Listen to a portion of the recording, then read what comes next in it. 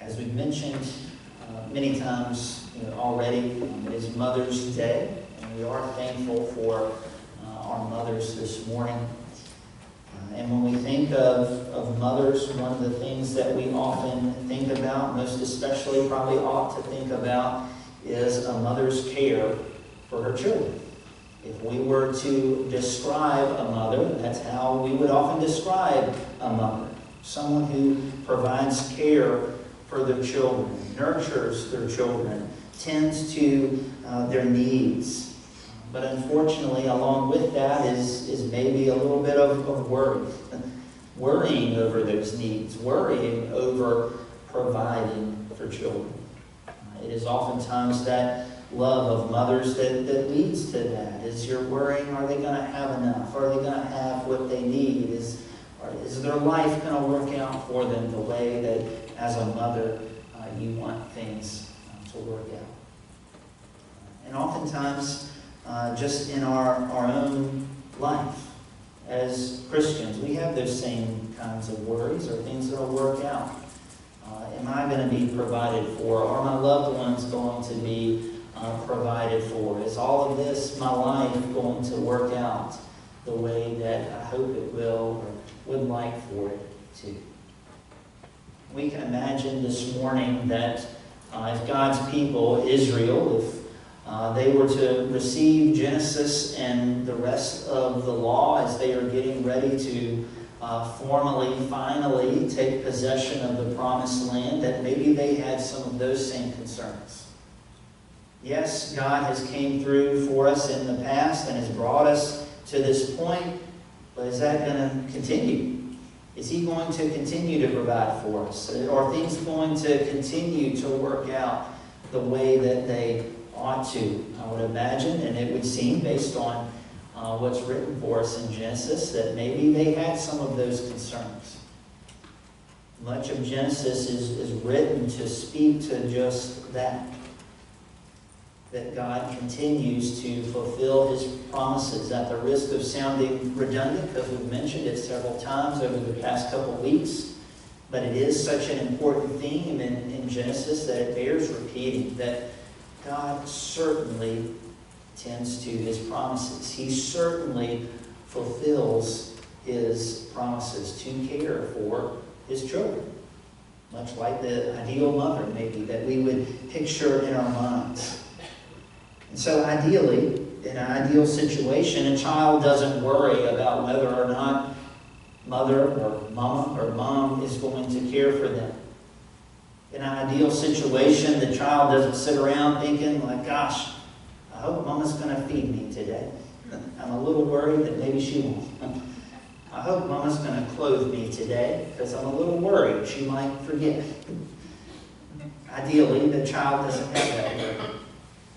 Ideally, we wouldn't have that worry about our Heavenly Father. Is He going to care for me today? Is He going to fulfill His promises to me today? In our lowest moments and maybe in our deepest doubts, maybe we would think, gosh, has He forgotten me? Might He be tending to other things in the world and in the universe, and might I get left by the wayside? But the opposite is true.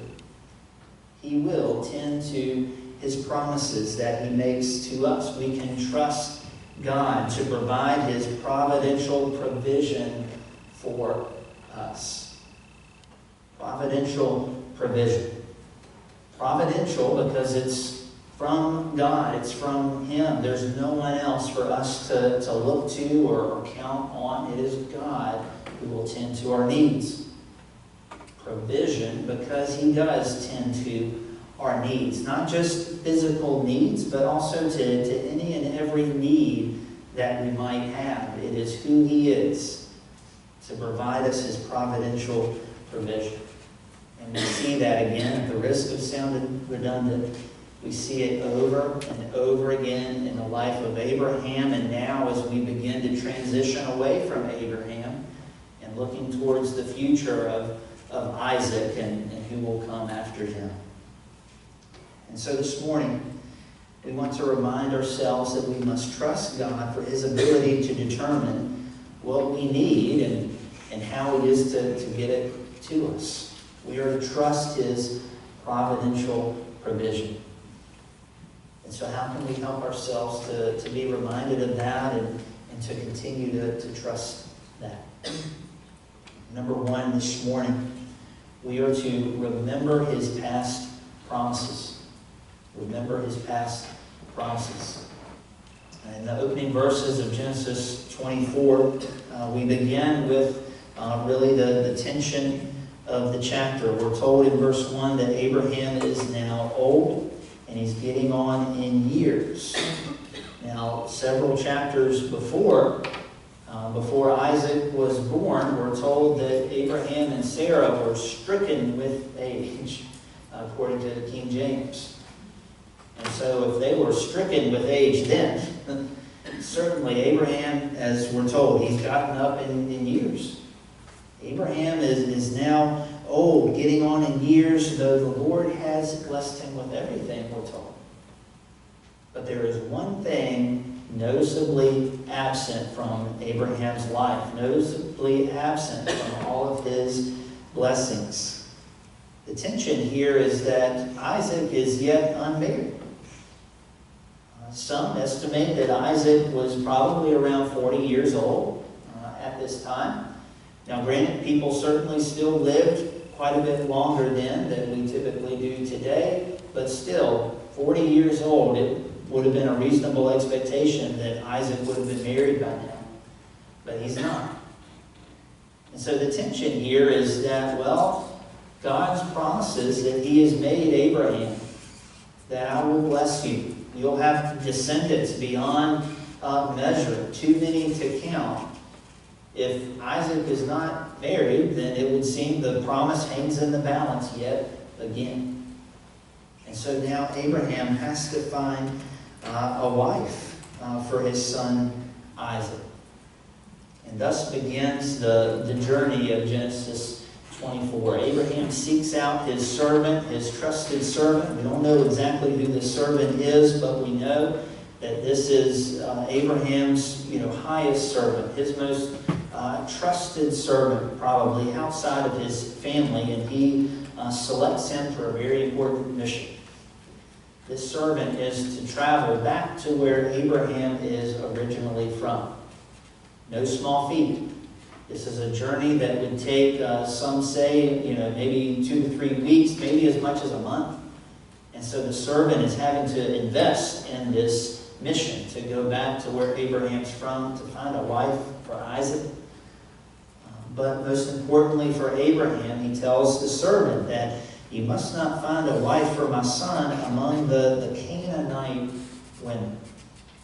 Now, Abraham is probably less concerned about ethnicity, but he's probably more concerned about belief and the promises of God. If Isaac were to marry into the Canaanite people amongst whom he lives, then that again would seem to jeopardize God's promises. That He would bring His promises to fruition through this one family, through this one people group. And so Abraham is adamant that this servant, this slave, cannot find a wife for Isaac among the Canaanite women. And so the servant has a very important question, a very reasonable question.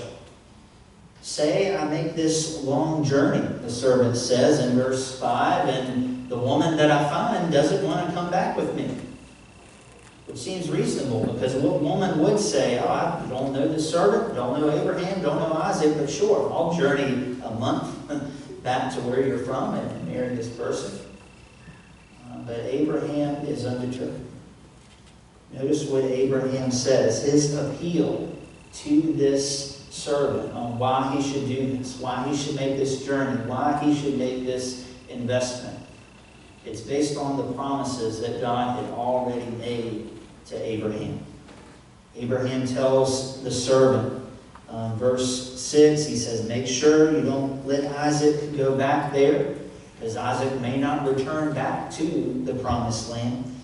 He says, the Lord, the God of heaven, who took me from my father's house and from my native land, referring back to God's original call on his life, who spoke to me and swore to me, I will give this land to your offspring.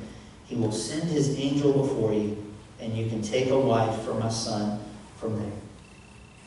Abraham's appeal to the servant is God's promises have not expired. They haven't worn out. They are still good. And so the promises that God has made to me, he's going to bring them about.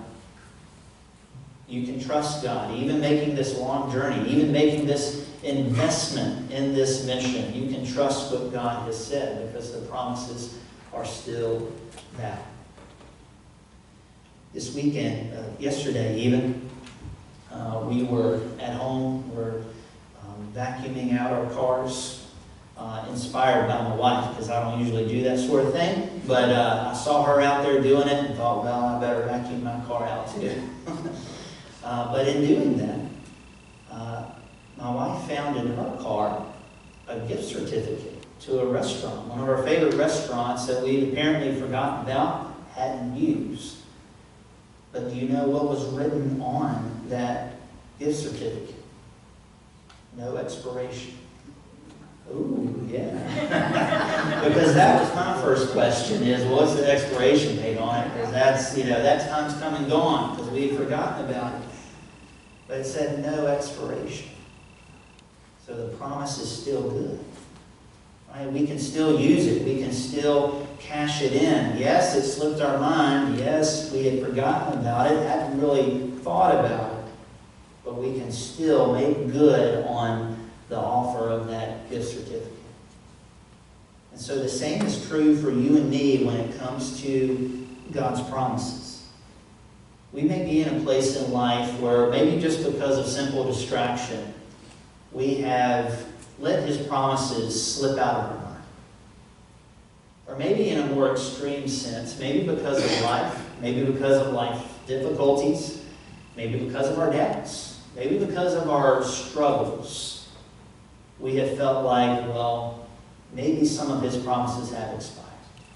Maybe some of the things that God promised me have come and gone. Maybe that time has passed. But my friend, his promises do not expire. This was Abraham's lived reality that he clung to, that he shared with his servant. He said, I believe the promises that God made to me all those years ago. They have not expired. They have not gone bad. Like a gallon of old milk that's expired and you think, well, I can't use this, I've got to dump it out. Right? God's promises are not like that.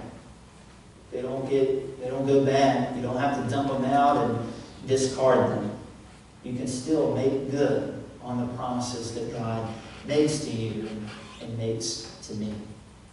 That's how we can believe in God's providential provision. His promises never run out, never expire. But just as we are to remember his past promises, we are also to remember his current kindness. Remember his current kindness. And so this servant of Abraham's, he accepts the mission of Abraham to go find a wife for Isaac. And so he begins the journey. In verse 10, he takes 10 of his master's camels and all kinds of his master's goods, and he goes to Amram Naharaim. This is Nahor's town. That would be Abraham's brother. So he's going to the land of Abraham's relatives. He takes all kinds of wealth and goods. Camels in this time and in this place were really a show of wealth. They were really kind of rare and kind of a luxury item. And so the servant is taking 10 of Abraham's camels. Probably the thought was he would have something to impress a potential family with, and took all these goods with him to perhaps pay a bridal price. And so he's taking all these goods with him on this journey. And as he reaches the place of Abraham's homeland, he sets up a test. And being that he's a praying man, we're told in verse 12, he prays to the Lord, the God of his master Abraham, he says. He asks the Lord to help make this happen for him today and to show kindness to my master Abraham. So the servant is seeking the Lord's help. He's seeking the Lord for this kindness that he will show to Abraham. The servant believes that the kindness of the Lord is available to him in this moment, in this very task. And so the servant, as he's praying, he develops this test, this fleece that he puts out, as it were. And so the servant says in verse 14, he says that, Lord, let the girl to whom I say, please lower your water jug so that I may drink. And who responds, drink, and I'll water your camels also. Let her be the one you have appointed for your servant Isaac. By this I will know you have shown kindness to my master. And so the servant is at a place where there's a well, and in the evening time it would have been typical for the women to come to the well, and it was typical for them to have a task of watering animals. And so the servant thinks, okay, Lord, whichever woman agrees to not just give me a drink, but to water my camels also, let her be the one who will be Isaac's wife. Now we need to note the task that this special lady is being assigned by the servant. The task of not just giving him water, but watering his camels also. Now, a thirsty camel, we'll say, that's been on a long journey. This journey has taken maybe weeks or maybe up to a month. And so it stands to reason that these camels are going to need water. A thirsty camel can drink as much as 30 gallons of water in one sitting. And this servant has brought 10 camels. And so it's not that far-fetched that this servant could need about 300 gallons of water for his camels. And in bringing up water out of a well, it's also known and documented that a typical water jug for drawing water in this time and in this area, in this culture, could be as much as 3 gallons of water. And so what this woman, potential wife for Isaac, is being tasked with is drawing water up to 300 gallons with a maybe 3-gallon water jug. And so she's going to have to draw water at least about 100 times to draw water for these camels. And so that would not only show her hospitality, that would certainly show her work ethic. Let me also say that, if you find a woman that can draw 300 gallons of water for camels, that's quite the woman. And so as we know, it ends up being Rebecca. She must have been quite the woman to be able to draw that much water for these camels. So the servant lays out this test before the Lord. Lord, let her be the woman. And of course, as the passage goes, we meet Rebecca, and she does in fact pass the test, and more than that, through their interaction, the servant discovers that she is in fact a close relative of Abraham. So it gets even better than he had imagined.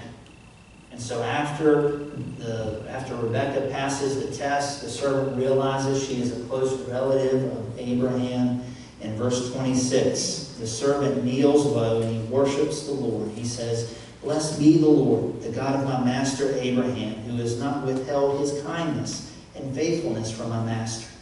As for me, the Lord has led me on the journey to the house of my master's relatives."